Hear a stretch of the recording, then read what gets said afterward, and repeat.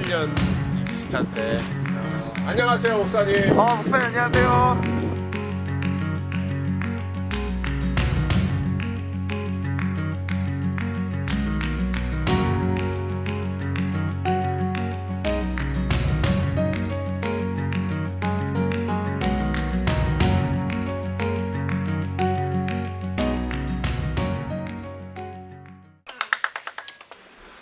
그게 저하고는 조금 다른 백그라운드. 저는 그냥 부모님이 장로교 목사님이셨기 때문에 자연스럽게 장로교라고 하는 그 틀 안에서만 있었고요. 그래서 그냥 자연스럽게 쭉 장로교 목사가 되기 위해서 가는 신학교, 또 유학하는 학교를 쭉 밟아왔는데 목사님 말씀처럼 확실하게 커밋해서 이 교단을 선택했기 때문에 거기에 대한 애정도 확실히 남다르실 것 같고요. 저도 사실 솔직히 말하면 이제 교단에 대한 그런 생각을 깊이 하지 못하다가 이제 2년 전에 1년 반 전에 이제 PCA에 가입하게 되면서 또 제가 이제 논문을 그 웨스트민스터 신학교에 대해서 쓰면서 이 교단이라고 하는 것, 또 신학적인 정체성이 분명한 교회에 소속된다는 게 참 이렇게 중요하다는 것을 많이 고민하고 있던 차에 이렇게 세교회로 오게 돼서 교단에 대한 어떤 애정이 남다른 그런 교회와 연결돼서 그 부분 저한테는 개인적으로 좀 도움이 많이 됐었고요. 사실 이제 오늘날 많은 교회들이 교단의 필요성이라고 할까요? 뭐 그런 것에 대해서 그렇게 중요하게 생각하지 않고 그냥 개개인 교회, 소위 말하는 그 개교회주의가 많이 있잖아요. 맞네요. 예. 그래서 본인 교단의 색깔을 뚜렷하게 이야기하는 것보다는 그냥 두리뭉실하게 이야기하고 누구나 다 들어올 수 있는 문을 좀 넓게 여는 것이 좀 최근 교회들의 트렌드인 것 같은데요. 목사님 어떻게 생각하세요? 특별히 지금 이제 교단에 소속돼서 코디네이터가 된 어떤 그 계기도 이제 그 부분에 대해서 이제 고민을 하고, 근데 고민뿐만 아니라 What can I do? 내가 무엇을 할 수 있을까? 그게 이제 코디네이터의 이제 이 어떤 사명하고 좀 이제 맞물렸다고 생각을 하는데, 물론 우리가 교단주의에 빠지면 안 된다고 생각을 해요. 그리고 어떤 교단적인 우월감을 갖는 교만도 저는 아니라고 생각을 합니다. 그러나 교단이 왜 중요한가 했을 때 이제 특히 이제 우리 개혁주의 신앙에서는 이제 이런 얘기를 하죠. 우리가 confessional, 신앙 고백 공동체다. 그다음에 connectional. 그러니까 사실은 그리스도인들에게 교회에 있어서 가장 중요한 게 뭐냐면은 우리는 뭘 믿는가. 우리는 뭘 믿는가가 중요한데 결국 교단이 가지고 있는 신앙 고백이 중요하잖아요. 왜냐하면 교단과 노회에서 목사를 안수를 주고 하나님의 말씀을 가리키고 설교하는 사람들을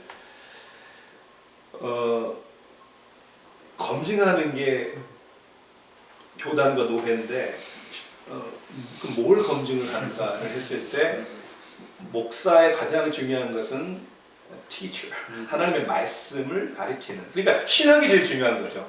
그러니까 근데 그 부분이 제일 중요한데 오늘날 이제 가장 안타까운 것 중에 하나는 이제 개교회주의죠. 그러니까 우리 개교회가 부흥 성장하면 된다. 그러니까 쉽게 하면 세상적인 세속주의적인 성공주의가 오늘날 교회를, 그러니까 많이 모이는 교회가 성공하는 교회.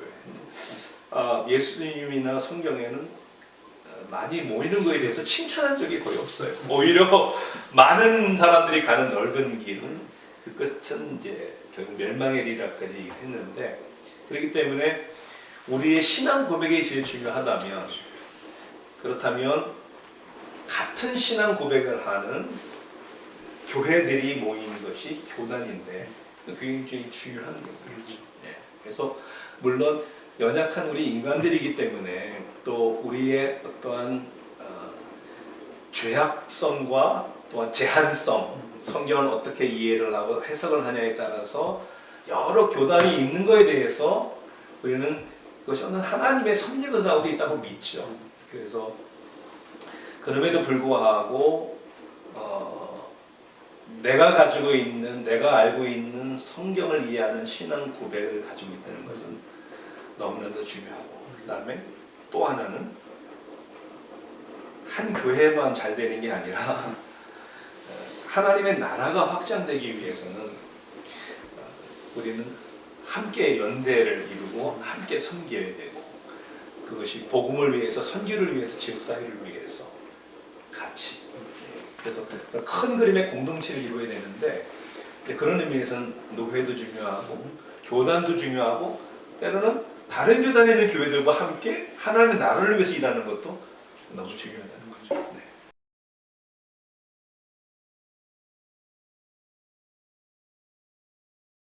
고백을 같이 나눌 수 있는 동역자인지 그 부분을 철저하게 검증하는 그게 좀 하드 타임이었지만 저한테는 네. PCA가 이런 교단이구나라고 하는 것을 좀 확실하게 좀 경험할 수 있는 시간이었던 것 같아요. 거기는 일화가 있어요.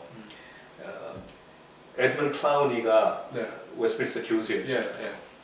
예. 그분이 이제 제자 중에 한 분이 이제 휴스턴에서 이제 교회를 개척을 할 때 좀 와서 좀 도와달라고, 같이 이렇게 좀 동역을 해달라고 에드먼 클라우니를 이제 휴스턴으로 초청을 한 적이 있어요.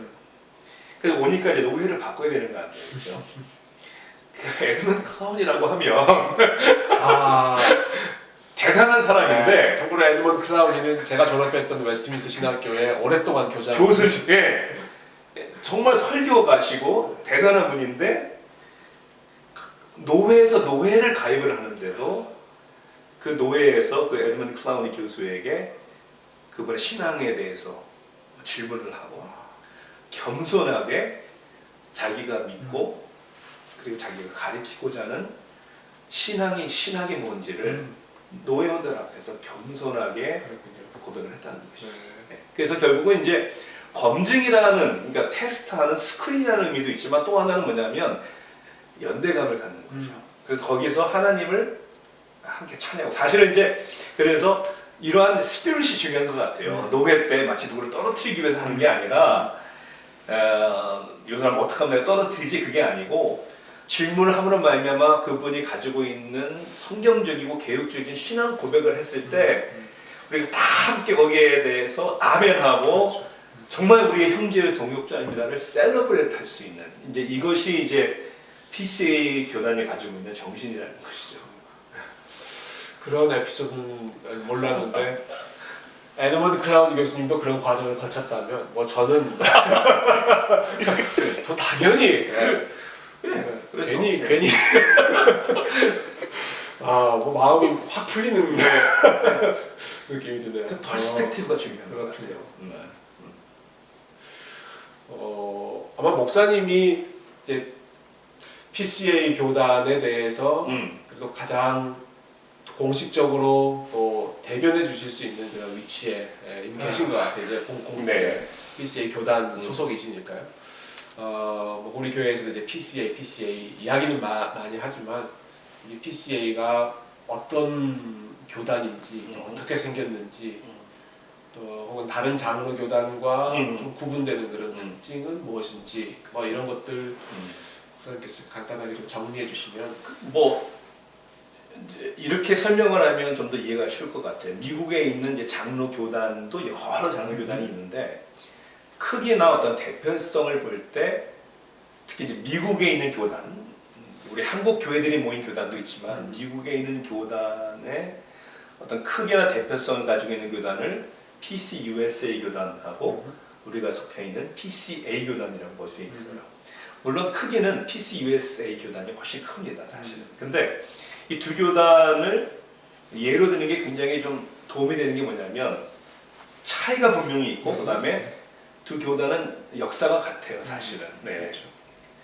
그런데 이제 우리가 쉽게 알고 이제 신앙 고백 공동체라고 했는데, PCUSA 교단은 우리가 이제 근래 몇 년 사이에 일어난 사건 중에 하나가 뭐냐면, 동성 연애자를 목사 안수를 주고 그 다음에 동성 결혼을 합법적으로 인정해 주는. 그러니까 이제 우리는 이렇게 생각을 해요. 우리 PCUSA의 교단이나 성도들을 미워하지 않아요. 우리는 뭘 얘기하고자 하냐면 우리의 믿는 바가 다르다고 얘기하는 거죠. 그러니까 쉽게 얘기하면 같은 성경을 믿는다고 하는데 우리는 성경 말씀을 통해서 이것은 하나님이 기뻐하지 않을 정도가 아니라 이건 죄라고 얘기하는 부분들을 그분들은 어떻게 그것을 합법적으로 인정을 해줄 수 있을까?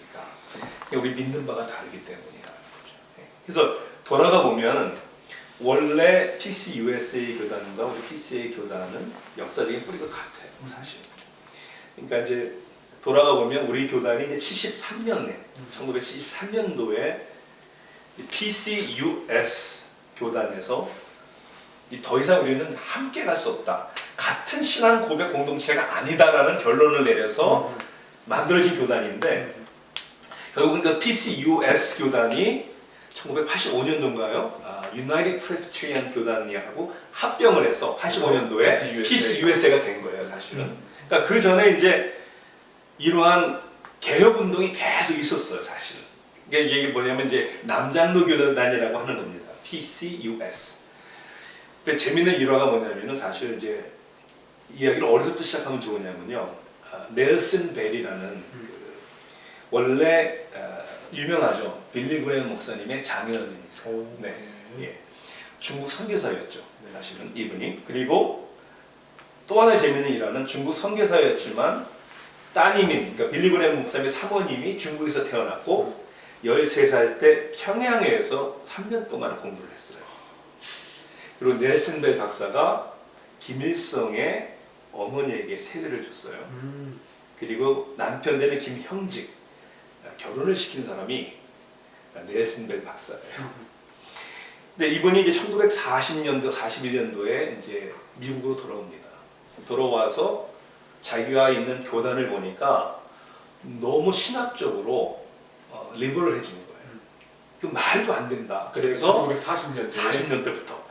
그래서 PCUS 교단의 개혁 운동을 벌이기 시작했습니다. 그래서 여러 가지로 그래서 뭐 Southern Presbyterian Journal이라는 잡지를 만들어서 기사도 쓰고 그다음에 설득도 하고 그래서 그러한 보수 성향의 조직들 그러니까 쉽게 얘기하면 성경의 가르침을 고수하고자 하는 그러한 그 움직임들이 계속 일어났는데 그렇게 할수록 더 이 반대가 더 셌던 거예요. 그래서 결국에는 제가 기억하기 1971년도인가요? 그 총회에서 마지막 승부를 걸었는데 진보적인 사람들한테 다 패배를 한 거예요. 그래서 더 이상 우리는 이 교단 안에서 싸우기도 이제는 덕스럽지 않고 이 개혁이라는 것도 우리가 할 수 있는 방법 다 있는데 안 된다라고 생각을 하고 준비위원회를 만들어서 이제 2년 후에 73년도 12월 달이네요. 올해 사실 6월 달에 버밍햄에서 우리가 총회가 있었는데 거기 버밍햄에서 이제 총회가 처음 열렸는데 그러니까 쉽게 얘기하자면 그러한 세속화되고 성경의 권위를 무시하는 그런 교단을 이제는 우리는 다 같이 갈 수 없다 해서 이제 새롭게 만든 교단이다 보니까 이제 그런 부분들에 대해서 PCA 교단에 굉장히 좀 뭐랄까 독특하고 또 그런 성경과 보수적인 그런 성향을 고수하고자 하는 그런 We are filming right now. 지금 PCA와 PCUSA를 나누는 뭐 가장 분명한 기준 중에 하나는 이제 동성 결혼과 물론이죠. 예, 근데 그거는 빙산의 일각이고요. 사실 이제 생각해 보세요. 왜 그럴까를 볼 때 가장 근본적인 문제는 성경을 우리가 생각하고 우리가 믿는 우리가 고백하는 1.1획도 틀림없는 성령으로 감동되어 쓰여진 하나님의 말씀이라는 것 자체를 부정하는 거죠. 네.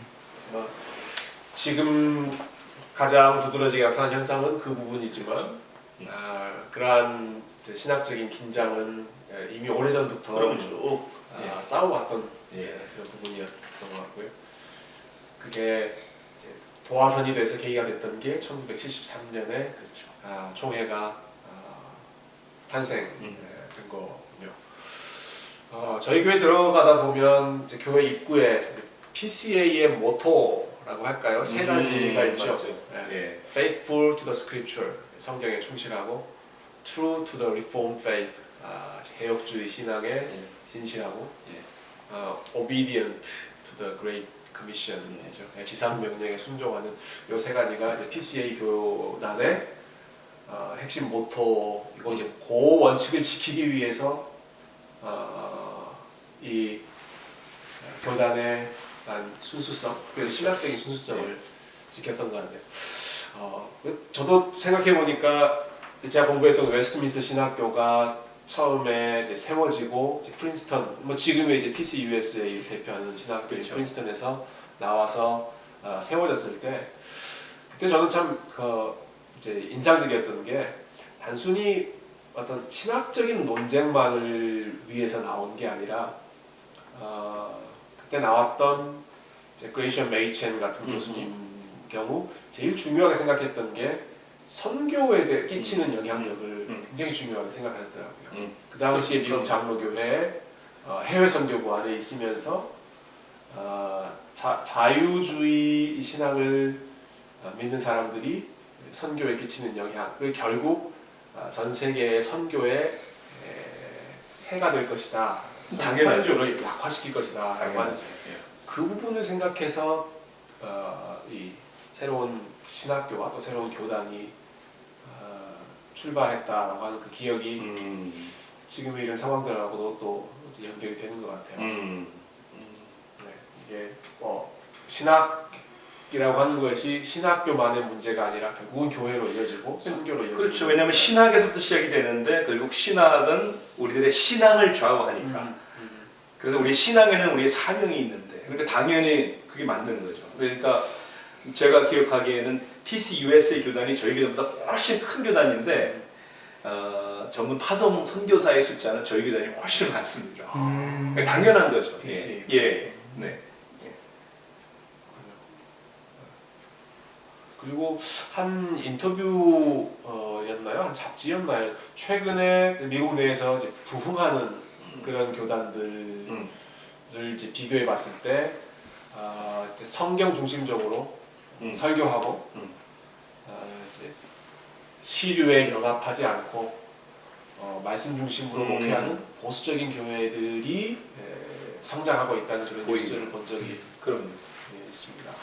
지금 뭐 PCA가 그 부분을 대표하는 교단이었죠. 그런 것 같아요, 확실히. 2018년도에 저희 교단의 1년에 늘은 성도의 숫자가 10,000명이었어요. 그러니까 우리가 큰 교단이 아닌데, 그래서 오히려 한국에 있는 보수 정통 교단들도 지금 해마다 교인의 수가 감소하고 있습니다. 그런데 감사하게도 이제 뭐 사실 우리 PCA 교단이 그래도 성장 추세인 가장 큰 이유 중에 하나가 이제 제가 속해 있는 국내 선교 위원회가 하는 일이 바로 그 일이죠.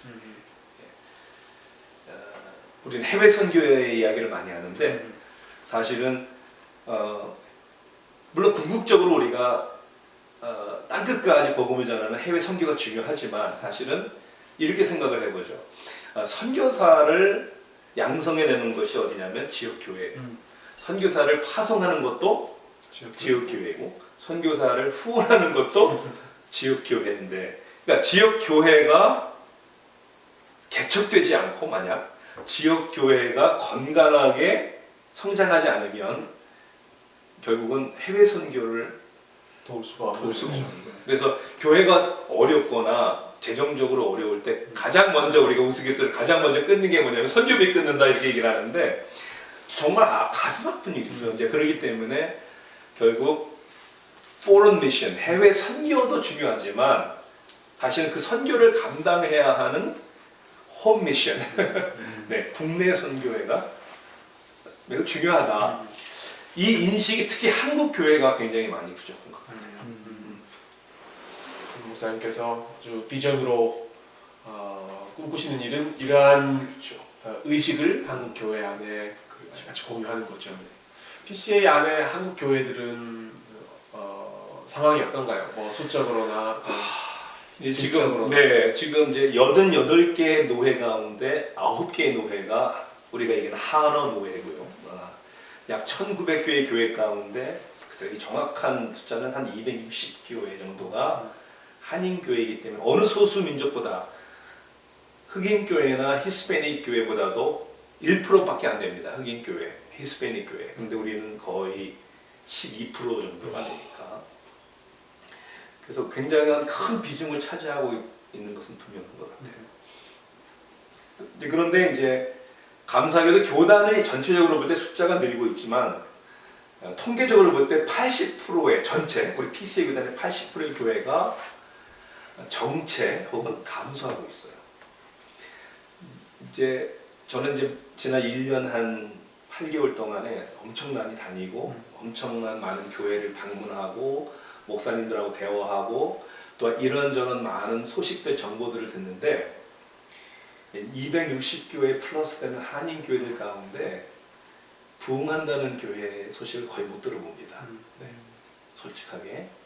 그래서 부흥하는 교회가 있겠죠. 그렇지만은 그거는 어떻게 보면 예외적인 거고요. 제가 볼 때는 굉장히 어려운 교회들이 참 많습니다. 숫자적으로 성장한다는 교회도 사실 이렇게 들여다보면 구도자나 불신자가 회심해서 예수를 믿어서 교회의 일원이 돼서 증가되는 굉장히 좀 거의 희박하다고 볼 수 있을 것 같아요. 그래서 뭐 우리가 우스갯소리로 교인이 몇 명 늘었느냐보다나 더 중요한 질문은 성인 세례를 얼마나 베풀었느냐가 더 중요하다라고 믿는데 성인 세례를 과연 못하고 있다. 이거 굉장히 심각한 거라고 저는 생각을 하고 그리고 교회 젊은이들이 많이 없다. 너무 심각할 정도로 고령화되어 있다. 이게 굉장히 좀 우리 피스 뭐 다른 교단은 제가 모르겠지만 아마 뭐 별 다르지 않을 것 같아요. 근데 제가 잘 알고 있는 우리 PC 교단 내 한인 교회들 보면 교회가 정체 감소, 수평 이동, 부흥이 되더라도 그 다음에 고령화되고 있고 또 하나의 이제 심틈이라고 얘기하는 이제 심각한 건강에 문제가 있지 않나? 뭘 보아서 이런 것들 또 하나가 이제 2세, 3세들과의 그 사역자들이나 교회들과의 갈등과 2세 사역을 어떻게 해야 되느냐에 대한 혼돈 이런 이슈들 또 나가서 근데 제가 이런 얘기를 많이 해요. 이제 다음 세대, 2세대, 3세대들 그 영어권들을 막 이야기하다 보니까 누가 많이 소외를 당하고 상처를 받는 거냐면 청년들이. 청년들이 설 자리가 없고 그래서 청년들이 교회에서 그 모습을 많이 못 보고 자기 자리를 찾지 못하고 이제 그런 심틈 그런 증상들을 보게 되고 이제 이런 게 어떻게 보면 그냥 부정적이려고 하는 게 아니라 사람들이 건강해지려면 이제 어떤 자기 건강에 문제가 있는지를 알아야 되는 것처럼 우리가 좀 솔직하게 우리 목회자들이 교회 장로님들이 우리 성도님과 더불어서 좀 코로나 바이러스가 있는지를 진단받아야 되는 것처럼 우리 세교회도 사실은 예전에 한번 이렇게 건강 진단을 받아본 적이 있어요. 사실은 좀 한번 돌아보고 복음의 능력은 여전히 우리 가운데 함께 하시는데 왜 전도가 안 될까? 왜 교회가 정말 영혼들이 변화되고 가정이 하나가 되고 하나님의 영광이 드러나는 이런 일들에 대한 이야기들을 우리가 잘 듣지 못할까? 좀 여기에 대한 심각한 우리 스스로 돌아보는 그런 좀 기회를 가졌으면 좋겠다. 그리고 이제 그건 증상들이지만 그래서 이제 원인을 좀 우리가 좀 더 파악을 해보고 그다음에 그러면 우리가 뭘 어떻게 성경적으로 그다음에 시대적으로 맞는 솔루션이 뭔가 해결책이 뭔가를 우리가 같이 그래서 요즘엔 제가 목사님들하고 장로님들하고 특히 이제 이렇게 지적합니다. 정말 우리 가운데 큰 문제가 뭐냐? 제대로 생각하지 않고 솔직하게 대화하지 않고 그리고 여기에 대해서 정말 가슴 아프게 기도하지 않고 그 다음에 위대한 일을 위해서 도전하지 않고 그래서 좀 우리 좀 생각 좀 합시다. 우리 좀 대화 좀 합시다. 우리 정말 기도합시다. 그리고 하나님의 나라를 위해 영혼들을 위해 우리가 한번 좀 용기 있게 도전해 봅시다. 이제 이런 이제 일들을 이제 M&A 사역을 통해서 이제 하고 싶은 거죠. 이런 일들이 이루어지도록 하는 게 이제 목사님의 네. 비전이고 또 지금 가장 초점을 맞춰서 사역하고 계시는 부분인데요. 조금 더 구체적으로 목사님 어떻게 한 PCA 내 한 교회 꼭 교단만이 아니라 한국 교회들을 건강하게 만드는 그렇죠. 그런 방법에 대한 예. 무슨 아이디어와 또 지금 어떤 플랜들이 어떻게 진행되고 있나요? 그러니까 이제 구체적인 이제 전략과 액션 플랜들은 이제 계속 발전이 되겠지만 크게 이제 두 가지를 이제 좀 보면 좋을 것 같아요. 하나는 이제 교회에 대한 이야기고 하나는 리더들에 대한 이야기인데 이 교회들에 대한 이야기는 사실 M&A가 가지고 있는 비전은 크게 세 가지를 나눠요. 첫째는 처치 리뉴얼, 기존 교회가 어떻게 새로워지고 정체 혹은 감소하는 상황에서 복음으로 다시 생동감을 다시 경험하면서 부흥되게 할 수 있을까? 부흥이라는 거 숫자적인 것만은 아니지만은 이제 기존 교회에 대한 여기엔 또 여러 가지가 있겠죠. 교회들 컨설팅 하는 것도 있겠고 뭐 여러 가지 프로그램이나 세미나라든지 두 번째는 새로운 교회들이 개척되는 게 너무나 중요하다는 거예요. 사실은 이제 교회 전략가들이 얘기하는 불신자를 전도하는 가장 중요한 전략은 새로운 교회를 개척하는 거예요. 왜냐하면 교회가 오래될수록 기존 교회는 불신자를 전도를 잘 못한대요. 근데 이제 저도 개척을 했지만은 그냥 아무 계획 없이 맨 땅에 헤딩하는 그런 교회 개척 말고 정말 그 준비되고 투자된 개척. 여기에 대해서는 어마어마한 그 전략과 리소스들이 있거든요, 사실은. 그래서 그러한 그 교회들이, 그러니까 PCA 교단이 그래도 성장하는 이유가 뭐냐면 전체적으로 1년에 이 사람이 개척의 은사가 있나, 콜링이 있나, 이 사람이 정말 그렇게 할 수 있나 이런 것들을 다 검증하고 그 다음에 교회들이 재정적으로 코치들이 붙어서 후원해주고 그래서 기획된 교회 개척이 1년에 평균 55개 정도가 개척이 돼요. 그리고 성공률이 92%. 그러니까 이런 건강한 교회들이 개척이 되니까 전도가 되고 숫자가 그래도 느는 거예요, 사실.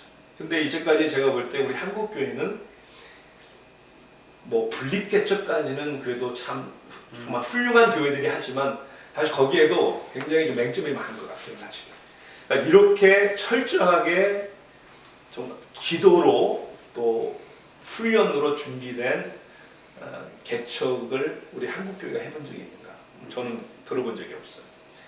그래서 이제 기존 교회를 부흥 성장하게 해주고, 그 다음에 교회를 새로운 교회를 개척하게 하고, 그 다음에 이제 세 번째가 미셔널 파트너십이라고 한 교회가 할 수 없는 일이 너무나 많은 것 같아요. 그러니까 교회들이 연합해서 함께 진짜 사역을 하자. 이게 이제 M&A의 세 가지의 사역이고요. 이게 이제 한 부분이고 또 하나의 부분은 이 모든 것에서의 가장 중요한 것은 역시 리더들을 세우는 거죠. 그것이 목회자든 평신도 리더든. 그런데 누구보다도 사람을 세우고 키우는 일에 우리가 투자를 했어야 되는데 여기에 우리는 사실은 노하우도 없었고 투자도 많이 안 했다는 것이죠. 그러니까 저는 이렇게 질문하고 싶어요. 앞으로 5년, 10년, 20년 후에 우리 이민교회를 책임질 목회자를 키우고 양성하는 일에 지금 우리는 무슨 전략이 있고 어떻게 투자하고 있는가? Nothing. 그래서 이 부분에 대해서 저도 돌아보면은 이런 얘기를 전 가끔 해요. 영적 고아와 같다는 느낌이 들었었어요. 이민교회에서 자라면서 그리고 특히 사역자가 되면 특히 목사 안수를 받으면 그 다음부터는 자기가 알아서 잘 해야 돼요. 그러니까 그래서 저는 굉장히 부단히 노력했던 것 중에 하나가 어떻게 하면 멘토를 찾을 수 있을까? 어떻게 하면 좀 나의 삶에 대해서 나의 사역에 대해서 좀 얘기해주고 나를 좀 코치해주고 도와줄 사람이 있을까를 굉장히 좀 나름대로 찾으려고 했던 것 같아요. 그래서 이제 세교회 성도님들은 제가 있을 때 이제 제가 만나고 제가 관계를 맺었던 저희 멘토들, 뭐 특히 근데 안타깝게 한국 분들은 거의 없어요. 밥 스윗 목사님 같은 분들 사실 정말 이제 뭐 그분들에 대한 이야기를 제가 눈물이 없이는 진짜 이야기할 수 없는 그런 분들. 근데 왜 이런 것들이 우리 한국 교회, 한국 목회자들 위해서는 없을 것인가? 네. 그래서 M&A에서는 참고로 교회 개척 목사 후보생을 고등학생들부터 봐요. 그러니까 그런 리더십 그 뭐랄까 디벨롭먼트를 일찍부터 투자를 하는 거죠. 그러니까 당연히 더 활라팅 있는 사역자를 세울 수밖에 없는 거죠. 출발 선상부터가 다르네요. 네. 예. 그 어느 날 갑자기 뭐 올림픽에 나와서 금메달 따겠다라는 사람하고 처음부터 기본 체력부터 훈련받은 사람하고 똑같겠어요. 그런데 이제 그런 부분들이 이제 물론 하나님이 하셔야 되는 일이지만 그러나 하나님께서 the means of grace 우리에게 주신 어떤 그 은혜의 방편을 통해서 가정에서도 부모가 자녀를 키워야 되듯이 그 리더는 그런 말 있잖아. Leaders are made, not born. 어느 날 태어나는 게 아니에요. 어느 날 목회자가 필요하다고 청빙해서 어느 날 나타나는 게 아니라 우리가 얼마나 그동안 투자를 했는가, 사람을 세웠는가. 그래서 저는 아마 여기에 제일 엑사이팅한 것 같아요. 근데 이 그림들이 이미 하고 있는 교회들이 많다는 거예요. M&A에서도 이렇게 하고 있고 풀타임으로 이 사역만 하는 분들이 있어요. 사람을 키우고 네, 찾고, 네, 그러니까 와.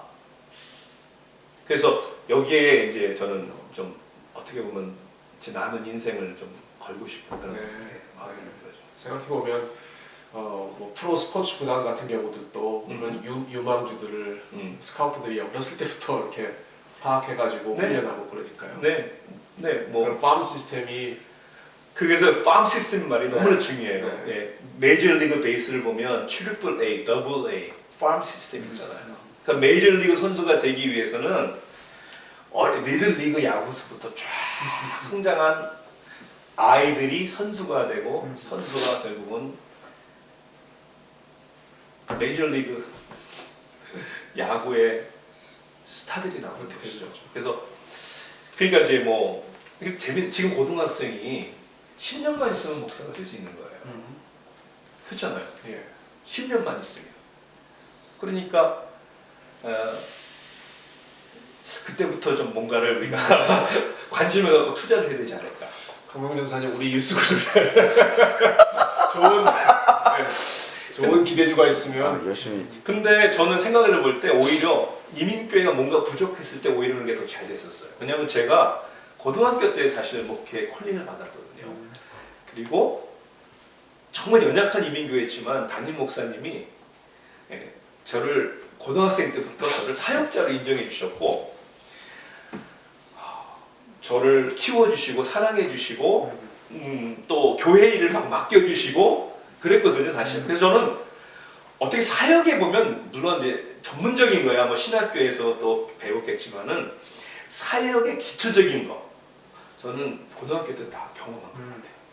네. 동생들 영혼들 챙기고 뭔가를 뭐 교회 전도사가 있어요, 교육 목사가 있어요 이런 거 없었어요. 그러니까 우리가 알아서 다 해야 되니까 우리가 뭐 연중 행사를 우리가 계획을 하고 리트리트도 우리가 알아서 계획을 하고 와이나 아니 우리 아이들이 얼마나 똑똑한데 그래서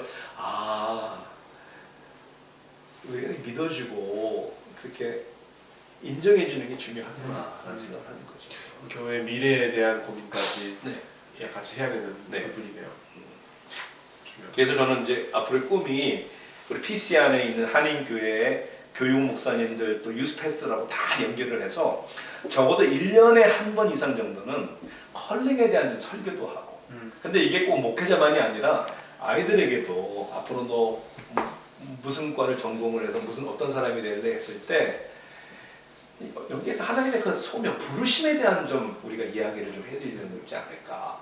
그 가운데 어떤 목회자의 컬링에 대한 어떤 센스가 있는 아이들을 뭐 청소년 담당 뭐 교육자가 교회 목사님이 당회가 그걸 인커리지 해주고 카운슬링 해주고 그런 어떤 외적 소명에 대해서 컨펌도 해주고 그 다음에 그런 리더십을 어떻게 좀 배울 수 있는 어떤 그런 계기도 마련해주고 이런 어떤 좀 구체적인 좀 아이디어들이 많이 나왔으면 좋겠다 그런 생각을 하죠. 네. 지역 교회가 제일 중요해요. 그러니까 저는 그냥 지역 교회를 섬기는 사람이다. 뭐 그렇게 생각하면 될 것 같아요. 네. 목사님의 포부와 비전이 참 항상 목사님 뵈면 이 열정이 가득한 모습을 보면서 도전을 많이 받는데 이렇게 많은 계획을 이제 세우시고 또 추진하면서 목사님 아마 제일 요즘에 중요하게 생각하고 또 지난번에 저희 교회 와서 또 말씀해 주셨던 게 이제 기도에 대한 부분이잖아요. 사실 목사님께서 중보기도 수양회 때 이제 와서 기도의 중요성 말씀해 주신 후에 얼마나 기도할 일들이 많아졌는지 그러네요. 코로나 바이러스로부터 해서 또뭐 수술하시는 분들도 갑자기 생기고 그래서 타이밍이 좀 그때 우리가 그 수련회를 하기를 잘했다. 저희가 좀 준비될 수 있는 시간이었으니까 그때 뭐 많은 말씀 해주셨지만 이런 사역들을 준비하시면서 기도에 대해서 요즘에 목사님이 많이 배우시기도 하고 또 많이 이제 고민하신다는 이야기 지난번에 들려주셨어요. 제일 힘들고 좀 다시 좀 리마인드 시켜주시면 좋겠어요. 네, 그러니까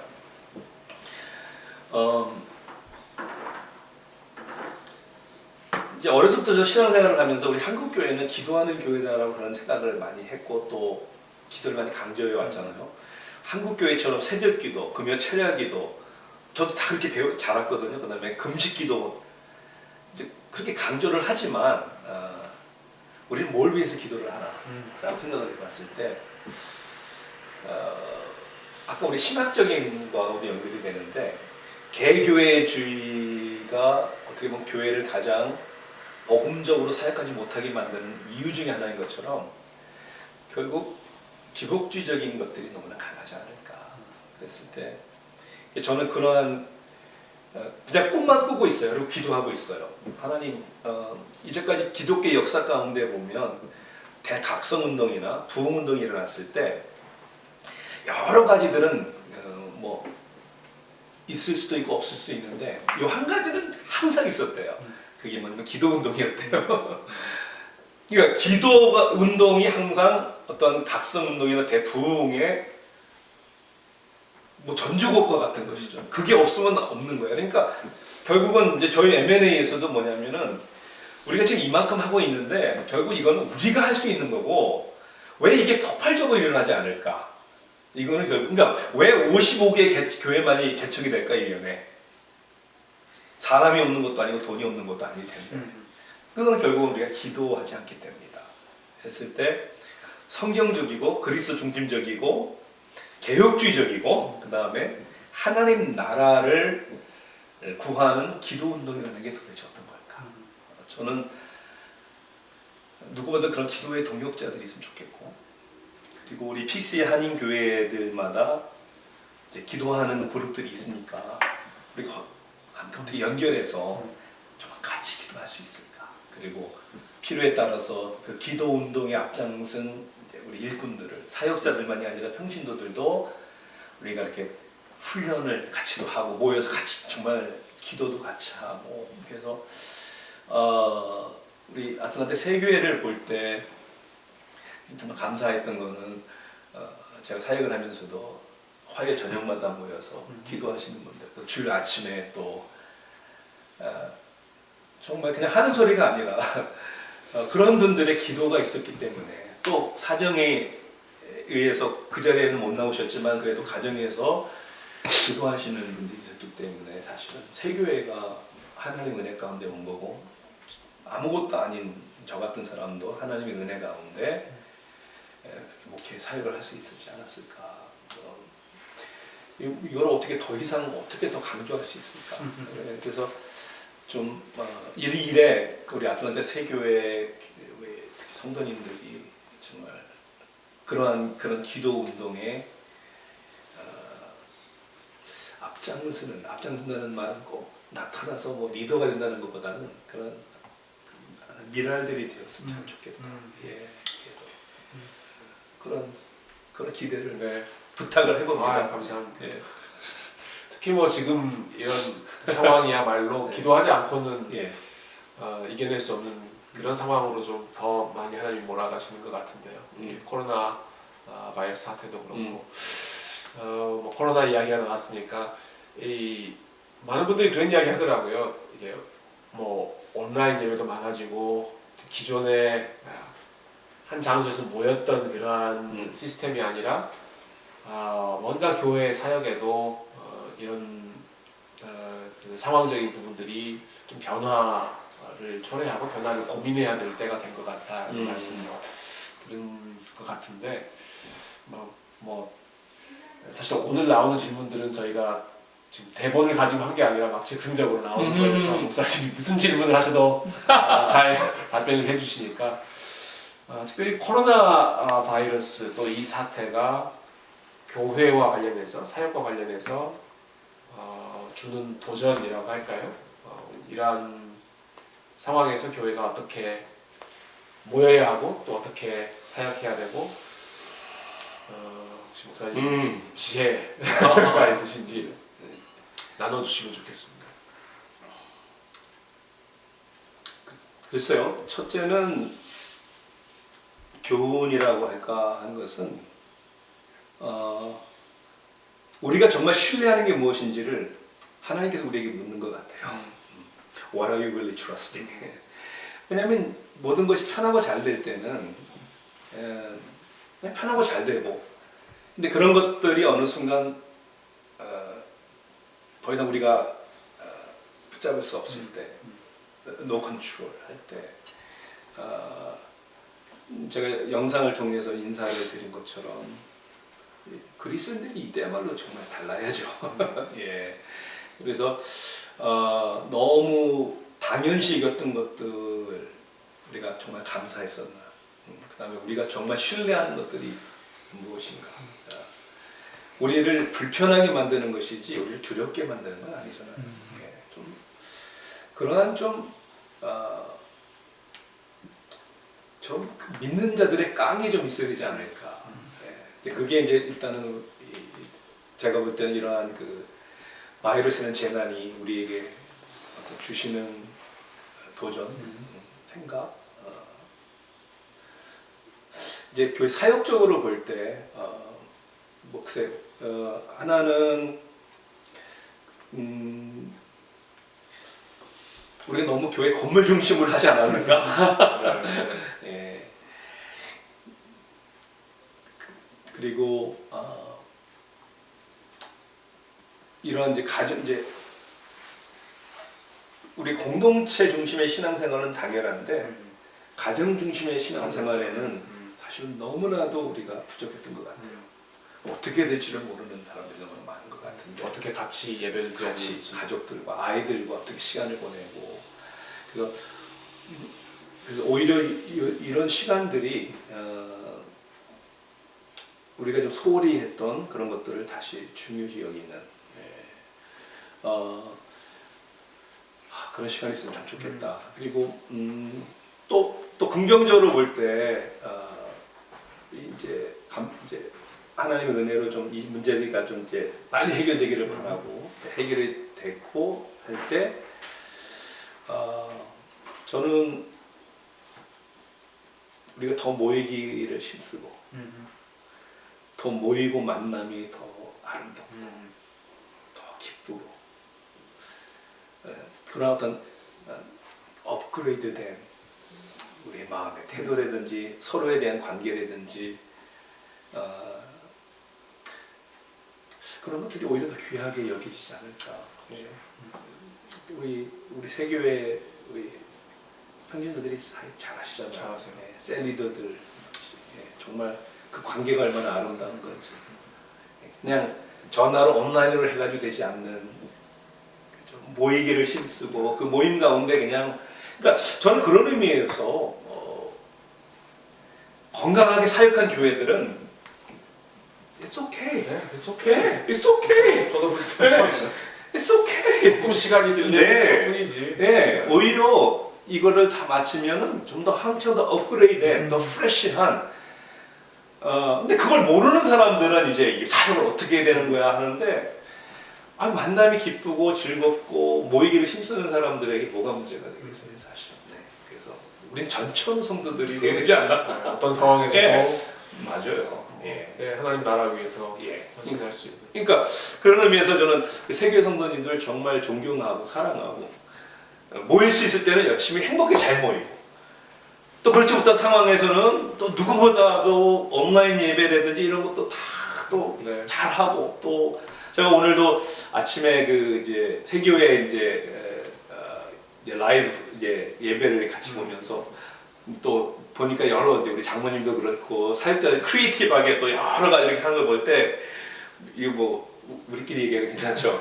저 이제 프리미러 교회를 다녔는데, 프리미러 교회는 그냥 잘하긴 하는데 그냥 밋밋하게 그냥 이렇게 몇 분만 예배인데 딱 끝나서, 그래서 세교회가 더 잘하네 이거. 제가 볼 때는 무슨 상황이 일어나도 it doesn't matter.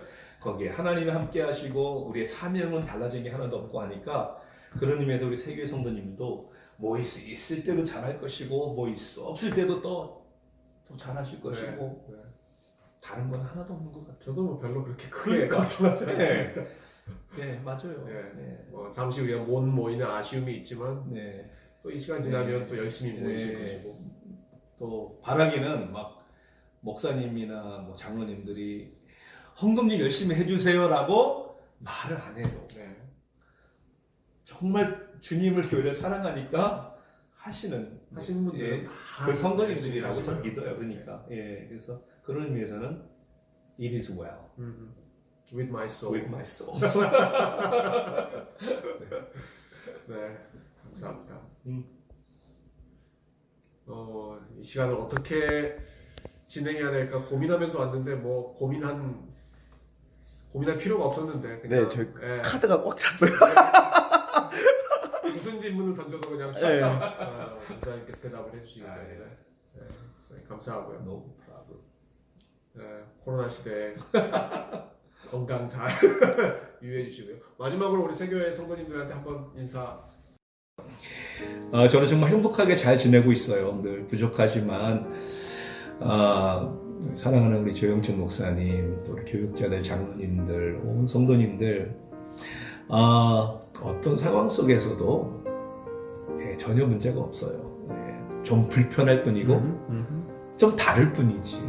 그래서 오히려 세교회 역사 가운데 이제 오늘 23주년이었으니까 돌아보면, 물론 이러한 전체적인 팬데믹은 아니었지만 그냥 저희 삶 속에서, 교회에서 자꾸 그 많은 정말 돌아보면 기가 막힌 어려움들이 있었어요. 그런데 그때마다 주님은 신실하셨고 정말 저를, 교회를 더 거룩하게 해주셨고 또 더 성숙하게 믿음을 갖게 해주셨거든요. 그러니까 그런 주님의 손에 우리 모두가 있다는 것을 우리는 확신하고, 모든 분들이 정말 주님이 사랑하시기에, 또 주님을 사랑하시기에 가정에서 자녀들과 온 가족들이 행복하고, 그리고 또 멀지 않은 훗날 이때를 또 회상하시면서 또 대화들을 할 때 오히려 그냥 기억이 아니라 오히려 아름다운 추억 이야기를 할 수 있는 그런 날이 곧 오게 될 줄 믿어요. 아름다운 추억들을 만드시길 바랍니다. 아멘.